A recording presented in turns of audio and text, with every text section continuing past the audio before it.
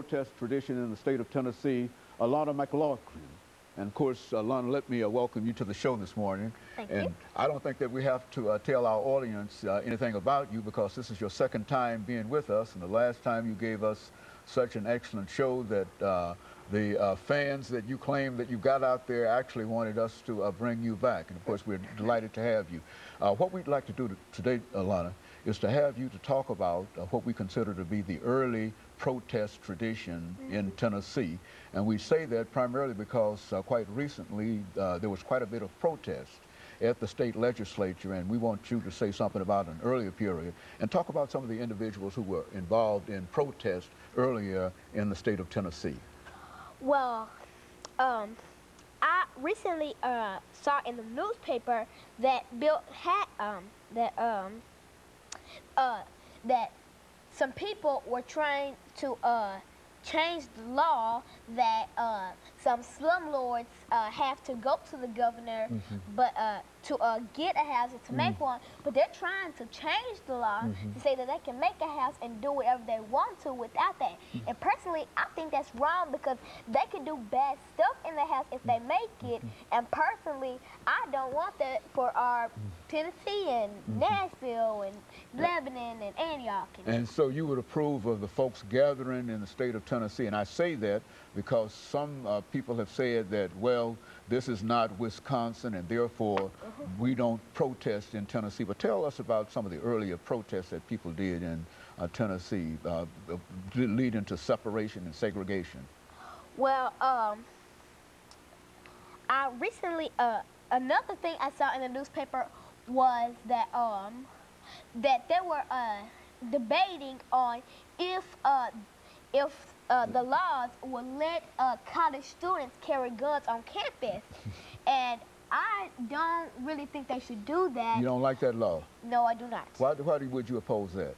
Because personally, if somebody was carrying a gun on them and maybe they were a heavy drinker, maybe they got mad for some unknown reason, and maybe they shot somebody, and that would be trouble for them, it would be trouble for the victim, and it would be trouble for Nashville, because that would start spreading from everywhere on and on. And so you're against having weapons on college campuses, and I think that that's a good position and a good sound position to take. But if it's if it's self-defense, I would approve that. But if it's for bad use, I would not approve it. Now, you know, there are a number of other things that have occurred dealing with the teachers' union. As a matter of fact, we've got some folks who are coming up after you to talk about the teachers' unions and unions, period. A gentleman from the AFL-CIO, as well as another activist like yourself. What do you think about the unions and teachers in this time? Well, I recently heard from you that Bill Haslam, our current governor, was trying to pay teachers less than they're usually paid. So he's trying to cut down the salary of teachers, and because of that, some teachers may get very angry, and some teachers may quit their position as a principal or a teacher or a guidance counselor. And it would cut down the teachers, and it will be bad for some students who didn't have the education they needed because there were less teachers than expected. Now, you're big on this education as an activist, and people often say that perhaps that little girl, 8 years old, might not be able to read. Why don't you tell me something about your reading experiences to dispel that idea that somebody else is giving you information? Well, reading is basically the one thing that helps you live. If you were in segregated times, such as Martin Luther King's time, let's say that there was a black and white area of drinking water. If you didn't know how to read, you would not be able to read that you weren't supposed to go to the white area, and you weren't supposed to do that.